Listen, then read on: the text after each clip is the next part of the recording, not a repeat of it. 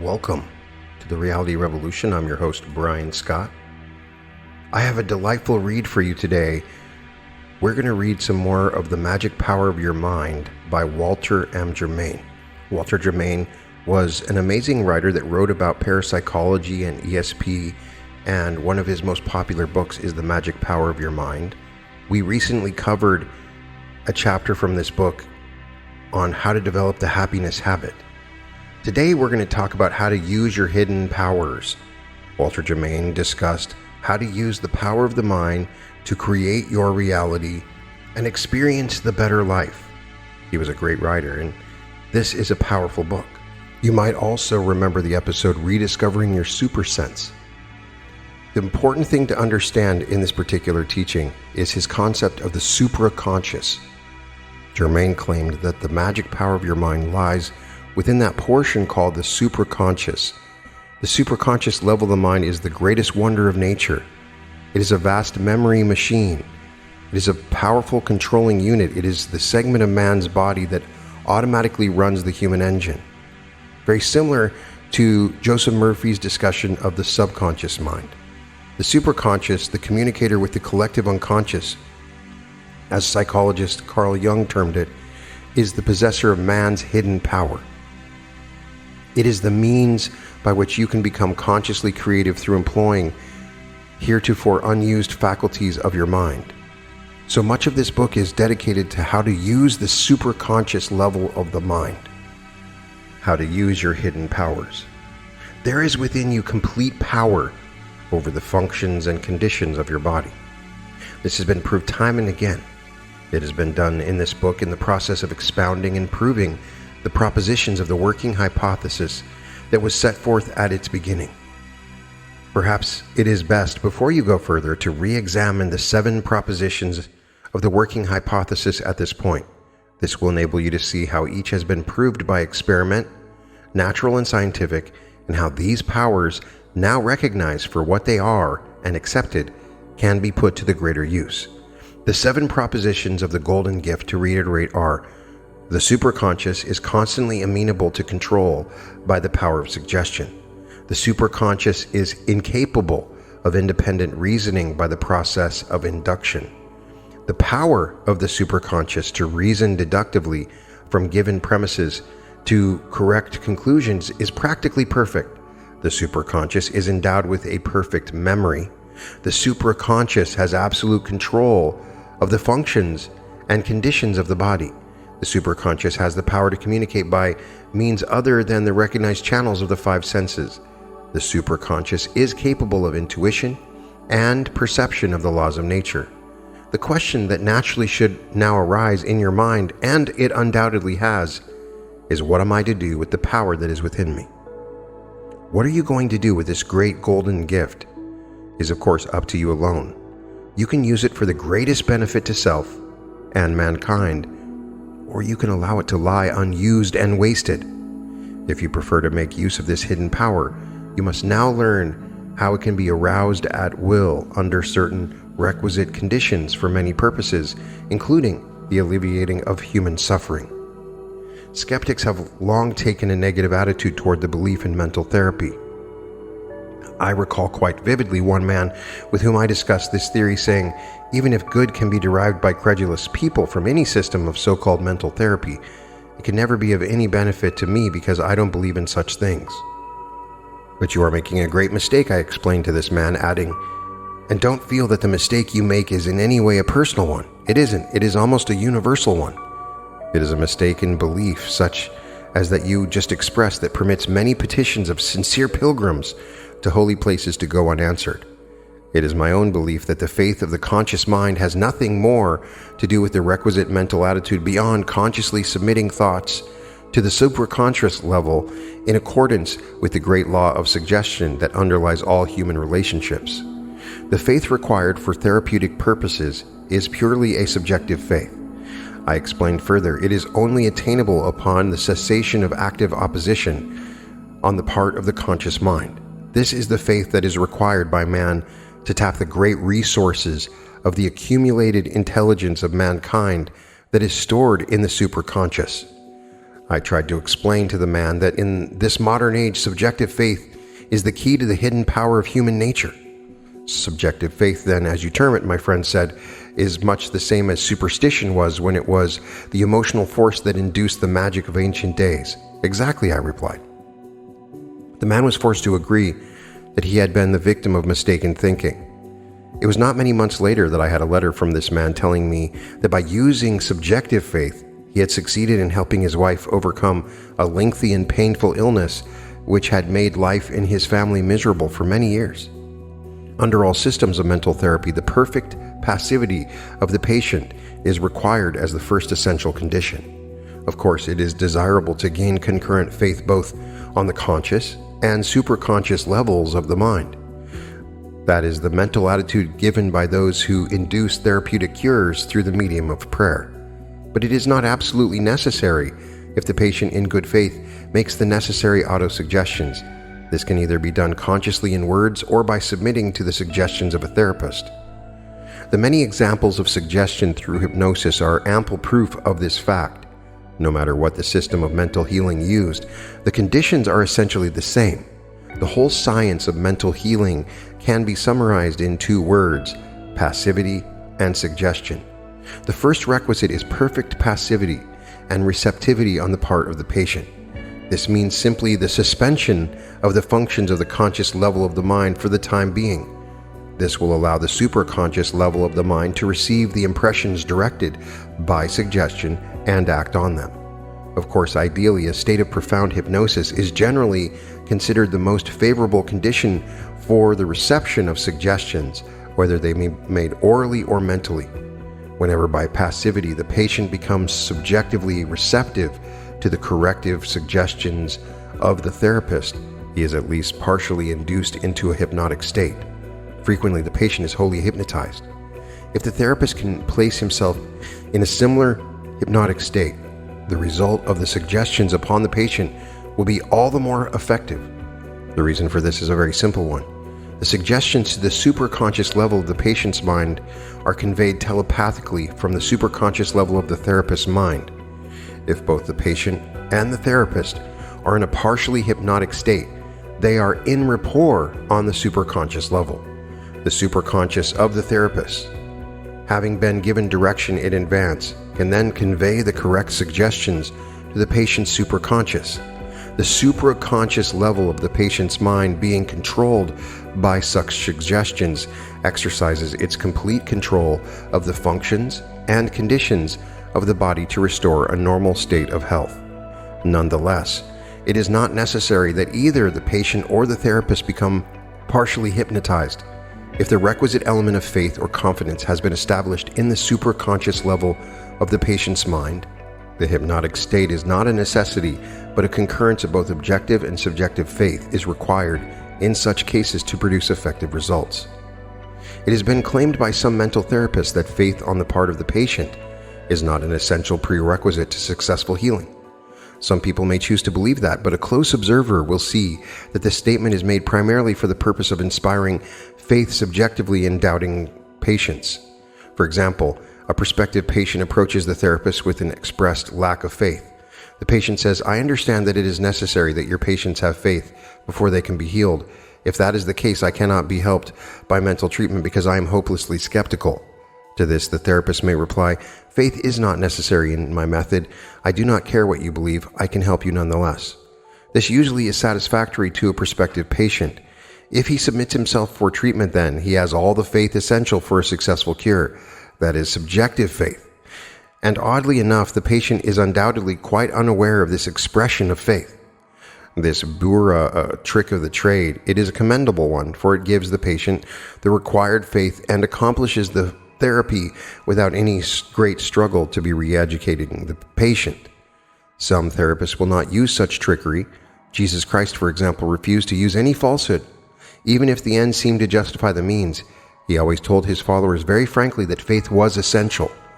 The words of Jesus are as true today as they were when he proclaimed to mankind the secret power in a single word that epitomizes the entire science of psychotherapy: faith. Here we see the efficacy, his admonition, "What things soever ye desire, when ye pray, believe that ye receive them, and ye shall have them." Mark 9:24. The success of psychotherapy, depending as it does upon the mental attitude of the patient, may not be lasting. If the corrective suggestions do not remain dominant in the patient's superconscious, the cure may not be permanent. A patient may, for example, be so elated with the success of the treatment that he talks about it to an acquaintance who may be skeptical. The result is that his confidence is weakened by his friend's expression of incredulity or doubt. The patient's enthusiasm may easily be dampened by a storm of ridicule. The superconscious level of the patient's mind, ever amenable to control by the power of suggestion, is adversely influenced by his associate's unfavorable attitude. Without being consciously aware of it, the patient loses faith. In such a case, if the ailment has had a mental origin, the patient may even suffer a far more severe and serious attack than he did originally. Christ seemed fully aware of this danger. It is written that he healed a person in private. He usually enjoined him, "See thou tell no man." The very example of the skepticism of friends or relatives undoing the work of the golden gift is proof that the superconscious is constantly amenable to control by the power of suggestion. This is especially so when the individual is not aware that his mind is being influenced by the attitudes of others. How careful you have to be in guarding against negative ideas, whether they are expressed by others or originate in your own mind. This is why your daily fourth checkup against negative thinking is the most important. The final 15 minutes of every day are the moments that are going to plant the seeds of thought for your superconscious to consider through your sleeping hours. If you think constructively, if you think positive thoughts just before falling asleep at night, there is less possibility that the superconscious level of the mind will be disturbed by dwelling on some of the disagreeable happenings of the day. Do not fail to make your fourth checkpoint of the day. Be aware that you must check yourself against negative thoughts so that it is well absorbed by your conscious and will become a routine controlled by your superconscious.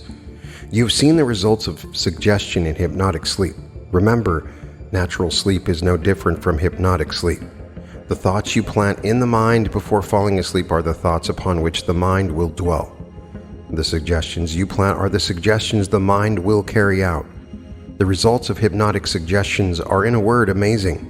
This is because the more perfectly objective intelligence can be held in abeyance, the more effectively the superconscious can perform its functions of directing the bodily organs in physical normality.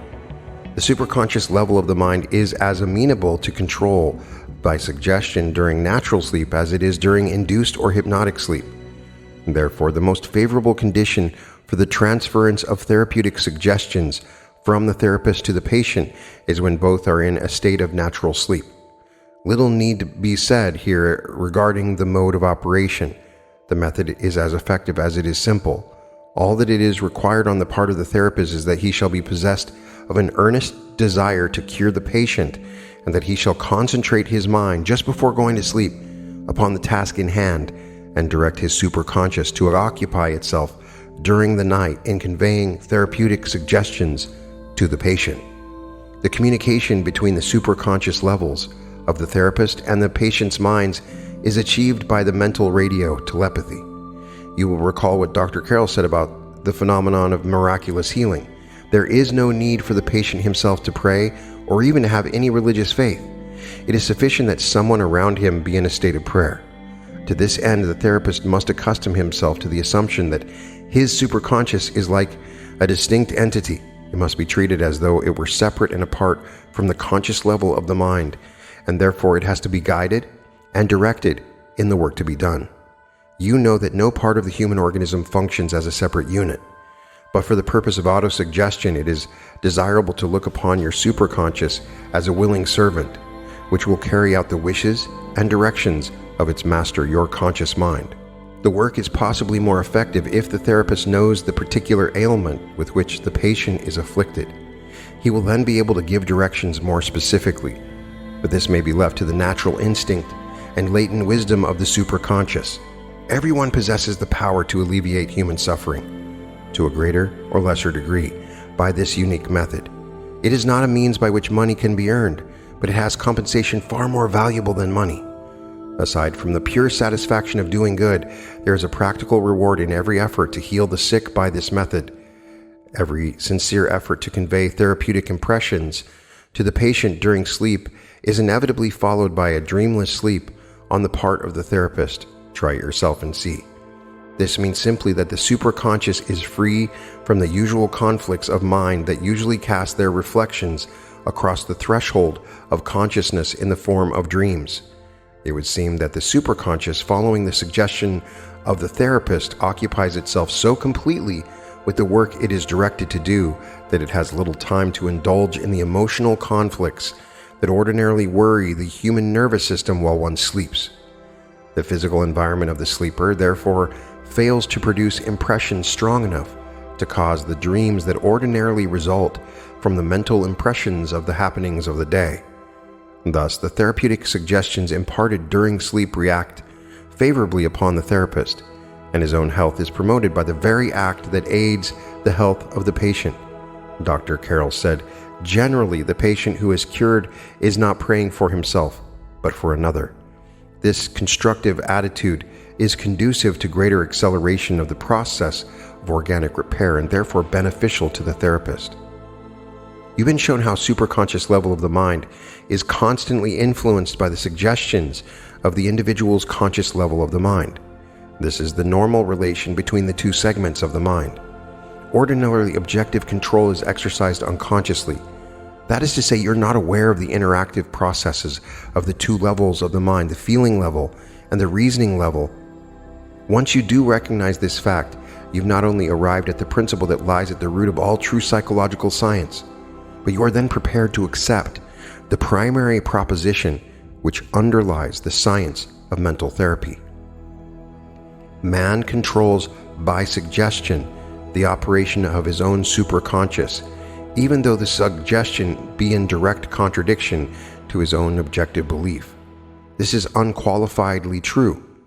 Even though suggestion may be contrary to reason, experience, or the evidence of the senses, if therefore such drastic results can be produced when opposed by the strongest instincts of man's own nature, the instincts for survival, how much easier must it be to produce equally amazing results when operating constructively in harmony with these instincts, that is, along the lines of least resistance.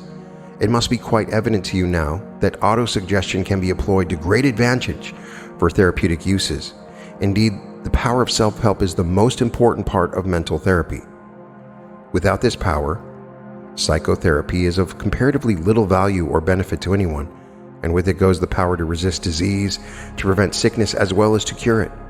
The old axiom that an ounce of prevention is worth a pound of cure holds just as good in psychotherapy as it does in organic remedies. If you can attain the power to hold yourself in the mental attitude that will enable you to resist the encroachments of disease, you have mastered the great secret of psychosomatic medicine. This is the hidden power that is yours to use. That you can do it as well as anyone else is a fact that has been demonstrated beyond question. The best workers in the field of Christian Science give more attention to teaching their pupils and patients how to help themselves than they do in instructing them how to help others. The fundamental principles which make mental therapy possible bear repeating now. The superconscious exercises complete control over the junctions and the conditions of the body. The superconscious is constantly amenable to control by suggestions of the conscious mind. These two propositions being true, the conclusion is obvious that the junctions and conditions of the body can be controlled by suggestion from the conscious level of the mind. The whole science of mental therapy is embraced in these three basic principles. They contain all that you need to know when you attempt to heal yourself or ward off the encroachment of disease. The process of making a particular application of these principles is equally simple. The main purpose of mental therapy is to arouse the catalytic power of the superconscious level of the mind and focus its curative force directively on the ailment or disease. The five senses of perception are the channels through which exterior stimulation is communicated to the brain. Medicine has determined that the stimuli of what one sees, hears, touches, tastes, and smells passes through the thalamus, wherein is housed the superconscious before the impulses reach the conscious mind to become conscious thoughts. Psychologists tell us that more than 80% of the mind's activity ordinarily is the result of what one sees. It is obvious then that the superconscious being in the path of such stimuli before they are even consciously recorded can be aroused to its greatest effort by the process of seeing than by any other means of sensory stimulation. The act of seeing with the physical eyes has a counterpart in seeing with the mind's eye. This is the great secret of visualization. It has been found that you will worry because you have made a mental picture of your troubles, real or fancied. If you can relax the muscles of your eyes, you can't worry, wrote Albert Edward Wigham, widely known psychologist. If you can quit looking at your troubles, they will disappear. These statements are made on the basis of 22 years of experiment by Dr. Edward Jacobson of the Physiological Laboratory of the University of Chicago. They are supported by 60 years of related experiments by scientists all over the world. No more important discovery for health and happiness has ever been made in the studies of the body and mind. To convince yourself, you should first notice that if you have lost money, or a loved one, or feel inferior, or fear you may lose your job, or are jealous, or have had a lover's quarrel, or your rent is overdue, you have pictures, visual images in your mind of the things or persons involved. You'll be astonished to discover you're always looking at your mental worries and troubles. Creating these mental pictures, this visualization must be directed by your will. You cannot permit your imagination to run riot. It has been said that imagination is a good servant but a poor master. I personally employ a combination of visualization and affirmation to increase the vibrational rate of the superconscious preparatory to employing autosuggestion. Here's how it's done. Take a piece of paper and pencil and write it on any. You might use something like, "Be still and know that I am God." Because of inherent superstition, you can call it faith if you like. The hidden power of the thalamus is activated by the mere mention of the word God. The thalamus, as you remember, is the seat of the superconscious. It is a mental dynamo which generates the electrical vibrational force that makes the human organism tick. The superconscious is more susceptible to suggestion when its vibrational force has been increased to higher frequency than is normally required to maintain functional harmony. When you're able to visualize the written affirmation in your mind's eye with your physical eyes closed, you've succeeded in turning on the catalytic power of your golden gift, the superconscious, literally to perform miracles of healing. Practice this until you're able to project the visual image anywhere from head to toe. This is the way to channel the curative power of your superconscious directly to the afflicted spot or organ. Once you've acquired complete control, the next step is to mentally command the superconscious specifically to rid you of a particular pain, ache, discomfort, tension, congestion, or ailment. You must remember that the superconscious has to be treated as a separate and distinct entity. That, of course, it is not. It is inseparably united with the human organism as a whole, but it is essential that you treat it separately. Constant reiteration of the command to the superconscious will give you therapeutic aid and produce the desired results eventually. When this effect is distinctly felt, the matter should be dismissed from your mind and your attention directed to other things. If any remnants of pain or discomfort remain, ignore them, for the superconscious has been put on the job. Once your superconscious tackles a job, it will be completed, but you must give it continued conscious support by feeling completely confident of its ability to cure you. At the very start, the only real difficulty and obstacle in the way of success you will find as a beginner lies in the fact that you lack confidence. The education of your whole life has been such to cause you to look with distrust upon any but material remedies. There is no inclination to persist in your efforts. If this is not sufficient to bolster your confidence in your own ability to cure most of your ailments and render yourself immune to most of the diseases that humanity has fallen heir to, you should, upon finishing this book, read The Doctor Alone Can't Cure You by Rolf Alexander, Doctors of the Mind and How Never to Be Tired by Marie Banyan Ray, Take It Easy by Arthur Guy Matthews, PhD, Healing Mind, Body and Purse by Frederick G. Lieb, Managing Your Mind by S.H. Cranes, and E.S. Thetford, It's All in Your Mind by John Davis, Within You is the Power by Henry Thomas Hamblin, and Freedom from Fear by Lester L. Coleman, M.D. These works cover many aspects of what has been demonstrated in this volume. The practical application of that knowledge is summed up for you in this book. The first vital essential to effect mental therapy is faith, deep subjective faith. Secondly, you must never fail to recognize The suggestions conveyed by your conventional education are what you must combat, neutralize, and overcome by stronger and more emphatic counter-suggestion if you are to succeed. Writing in It's All in Your Mind, John Davis contributes these enlightening facts. Experiments in hypnotism have shown that suggestion, which is only the act of implanting an idea in another's mind, can cause an increase or decrease of the sugar content of the bloodstream. And for this reason, suggesting is now being used to treat diabetes. Suggestion, which directly affects only the mental realm, can even bring about organic changes in the bodily tissue. A classic example is the old-time conjurer who conjured warts off the subject's hand by making suggestive motions as if grasping the wart in his hand and repeating some such phrase as, "I've got it now, it will disappear within 10 days. There is no doubt that this has been done, but the only magic involved was the magic of suggestion, implanting the idea within the subject's subconsciousness that the wart was going away. Dr. Cleckley, a world-famous neurologist at the University Hospital, Augusta, Georgia, has told me that he has removed a great many warts and benign growths by hypnotic suggestion.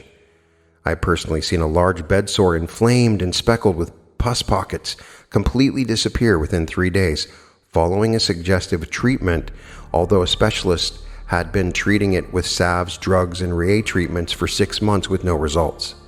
I have seen cured with one suggestive treatment, a case of arthritis of 10 years standing. The patient could hardly walk and stated that he had not had a good night's sleep for years. Before he could get out of bed in the morning, it was necessary for his wife to massage his legs with liniments. After the one suggestive treatment more than 2 years ago, he's had no more trouble and can run, jump, and climb stairs with no discomfort. Of course, some of the old-school materialist-minded doctors would say that this case of arthritis had not been cured by suggestion, but that only the symptoms had been removed. Evidence in this and other cases, however, seems to indicate to the contrary. Coué, who cured everything from diabetes to glaucoma with suggestion, there are those who will recall his famous "every day in every way I'm getting better and better," was adamant that organic diseases yield to suggestion more readily than do functional or nervous disorders. Dr. Walsh of Fordham University has said, "Analysis of statistics of diseases cured by mental influence shows that its results have been more strikingly manifest in organic than in the so-called nervous or functional diseases." And Dr. James Pages, in lecturing on surgical pathology, says, "There is scarcely an organ, the nutrition of which may not be affected by the mind." Dr. Harry Lipton, psychiatrist in the U.S. Public Health Service, has demonstrated to me very convincingly that ideas can bring about an organic change in tissue. Dr. Lipton uses suggestive treatments extensively and has cured amnesia, stammering, and all manner of other disorders by this means. The most striking examples of the power of thought upon body tissues are the case where shrunken limbs have been rebuilt. Dr. Lipton showed me a picture of a prisoner who had been shot through the thigh. The nerve had been replenished, but the patient was unable to use his leg. The leg had drawn upward until the foot was almost up to his hip, and for several years this man had walked upon a peg leg strapped to his knee. Then Dr. Lipton began a series of suggestive treatments. In 6 months, the leg had straightened out almost entirely. The atrophied muscles had regained some measure of their former strength, and it was possible for the patient to walk with the aid of a specially built shoe. The pictures of the before and after in this case would convince even the most skeptical person that thought can change tissue. Do not feel that it is necessary to resort to hypnotic treatment to change your thinking and improve your bodily health. As an intelligent person who has understood what you have read, there is no reason why you should not be able to accomplish the very same things others have accomplished. The examples given of hypnotism are only to illustrate just what the human mind is capable of. The reason that hypnosis often produces such spectacular results is that it affords an excellent method of implanting an idea in the supraconscious. The superconscious is impersonal. It will not reason, why, or question any suggestion offered to it. As it is a creative organism, it will go to work immediately to transform the suggestion into fact. It makes no difference who plants the suggestion in your superconscious. There is no reason why you, as an intelligent being, cannot quite effectively plant any suggestion in your own superconscious. You can do as effectively as any hypnotist, and there is no need for you to utilize hypnosis. Despite the years of background education you will have to overcome to get through to the superconscious, it is only the person of inferior intelligence who will require the help of a hypnotist to make contact with this superconscious. You must have confidence in yourself. You must not allow the slightest doubt to nullify the effectiveness of your suggestions. You must be prepared to combat all the counter efforts of your habitual everyday thinking. For this and the emotions you entertain also filter down to your superconscious and have their influence on it. You must be prepared to combat the negative thoughts of your conscious. They, along with all your other thoughts, eventually filter through to the superconscious and work quite effectively as hypnotic suggestions, but counter to your therapy thoughts. Praying without ceasing is merely keeping a constant watch over your thoughts. If you constantly think of ill health and constantly talk about your aches and pains and troubles, you are impressing the idea of ill health and trouble on your superconscious. For the superconscious, having the power to influence bodily functions, proceeds to realize these thoughts in your body. Fear, anger, hatred, pessimism, and destructive thinking have their influence on you. They make you ill, just as if you had transmitted a clear message to your superconscious saying, "Make me sick." You must not beg the subjective forces to make you sick. Yet some people do exactly that. You can utilize this knowledge so that you can learn the importance of acquiring right thinking habits. Only with these habits will you learn how to control the creative forces of the superconscious. Then your autonomic or sympathetic nervous system will be within your own control. This power is yours. You've only to discipline the use of your reason. You have but to exercise properly your free will. The effectiveness of mental therapeutics has been proved by the countless number of so-called faith cures. You've read of many. The magazines and newspapers often wonder at these phenomena. Perhaps you too have wondered. Perhaps you've been inclined to doubt. Yet such cures are possible if only you have faith, patience, and perseverance. Take for instance the case of Frederick Elias Andrews of Indianapolis. This man's story is a perfect example of the power of suggestion through the medium of repeated affirmation. I was about 13 years old, writes Mr. Andrews, when Dr. T.W. Marcy, since passed over, said to my mother, "There is no possible chance, Mrs. Andrews. I lost my own little boy the same way after doing everything for him that was possible to do. I've made a special study of these cases, and I know there's no possible chance for him to get well." She turned to him and said, "Doctor, what would you do if he were your boy?" And he answered, "I would fight, as long as there is a breath of life to fight for." That was the beginning of a long, drawn-out battle, with many ups and downs, the doctors all agreeing there was no chance for a cure, though they encouraged and cheered us the best they could. But at last the victory came, and I have grown from a little crooked, twisted cripple going about on my hands and knees to a strong, straight-formed man. Now I know you want the formula, and I will give it to you as briefly and quickly as I can. I built up an affirmation for myself, taking the qualities I most needed and affirming for myself over and over again, 7 a.m., whole, perfect, strong, powerful, loving, harmonious, and happy, till I could wake up in the night and find myself repeating, "I am whole, perfect, strong, powerful, loving, harmonious, and happy." It was the last thing on my lips at night and the first thing in the morning. Not only did I affirm for myself, but for others that I knew needed it. I want to emphasize this point. Whatever you desire for yourself, affirm it for others, and it will help you both. We reap what we sow. If we send out thoughts of love and health, they return to us like bread cast upon the waters. But if we send out thoughts of fear, worry, jealousy, anger, hate, etc., we will reap the results in our own lives. Man is the sum total of his own thoughts. So the question is, how are we going to entertain only the good thoughts and reject the evil ones? At first, we can't keep the evil thoughts from coming, but we can keep from entertaining them. The only way to do this is to forget them, which means substitute something for them. This is where the ready-made affirmation comes in. When a thought of anger, jealousy, fear, or worry creeps in, just start your affirmation going, "The way to fight darkness is with light. The way to fight cold is with heat. The way to overcome evil is with good. For myself, I never could find any help in denials. Affirm the good, and the bad will vanish." For the beginner, the battle will be hard. It is the first-time effort at controlling the superconscious that is the most difficult. And as a beginner, you must persist until you are cured. After that first time, you will find each successive time that there will be less resistance to overcome from the patterns of habit. Once you triumph over illness, mental or organic, the reasoning of the conscious level of your mind no longer interposes itself as an obstruction. Soon it concurs in the truth of your suggestion. Once you possess both objective and subjective faith in your own power, you will find that you can operate with your superconscious on a line of no resistant whatever. Once you attain this point, the rest is easy. You now have acquired the ability to effect, say, an instantaneous cure of a headache, where you can quickly put a stop to any pain. You are on the verge of being able to direct your own body to cure itself, to replenish itself, to regenerate and grow anew. How few illnesses there are that are not the result of and encouraged by psychosomatic disturbances. Certainly a broken bone will not be set by the superconscious, but its capacity to heal will be hastened.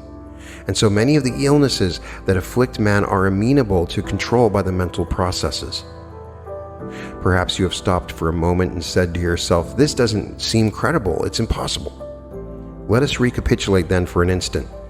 The process of applying the principles of autosuggestion of the cure of ailment and disease is completely demonstrable by scientific truths. You are not called on to deny the existence of matter. You are not asked to deny the reality of the disease that affects you. You are not advised to avoid a doctor. Quite the contrary, you are told directly to seek the aid and comfort of your family physician. It is the only logical thing to do, especially if an illness fails to respond rapidly enough to your own mental therapy. Thorough examination of thousands of cases of mental therapy have pointed to one thing: no cure ever was affected by this method until the superconscious level of the patient's mind was impressed with a belief in the efficacy of the means employed. No cure will ever be effected without this belief. This is the basic requirement of every form of mental therapy. Christ enjoined upon his followers the simple scientific fact that faith on their part was a condition precedent to their reception of the benefits of his healing power. He compelled his followers to believe by publicly demonstrating that power. The few simple rules stemming from his teaching and laid down here are all that is required to become proficient with a little practice in the science of self-healing. They are simple rules, but they are rules you must believe. They are rules you must understand intelligently. They are rules you can understand because you are intelligent. They are not mere theory. Without practice, the science of healing is as old as mankind. Max Long, in his Secret Science Behind Miracles, tells how the ancient kahunas of Hawaii used the magic power of suggestion to heal the sick and also to evoke fatal illness by means of a death prayer. Thomas J. Hudson, almost a century ago, successfully used a means of healing not unlike that described here. The science of healing has been demonstrated again and again. It is obviously eminently practical, not only as a means of healing disease and dis-ease, but also as a means of warding off their encroachment. Once you have mastered this hidden power of the golden gift, you will find its chief value in the almost unlimited power which it gives you to prevent disease. It is this very power that Dr. McDonald describes in telling how the human body wards off cancer in 4 out of 5 persons. You have only to retain the mental attitude of denying the power of disease to obtain mastery over you. When you recognize the first symptoms of approaching illness, start immediately a vigorous course of therapeutic suggestion. Direct the superconscious to focus its healing powers on the organ or section of the body involved. Prevention is far more simple than cure. By persistently following the course of attack outlined here, you will soon discover that you possess perfect mastery over your own health. This is one of the greatest of your hidden powers. This chapter discusses the concept of supraconsciousness and its control over the body's functions and conditions.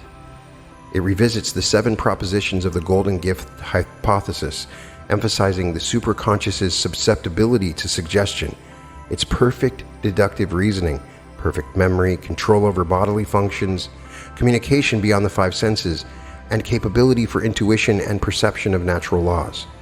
The author argues that an individual has the power to use this superconsciousness for self-benefit or societal good.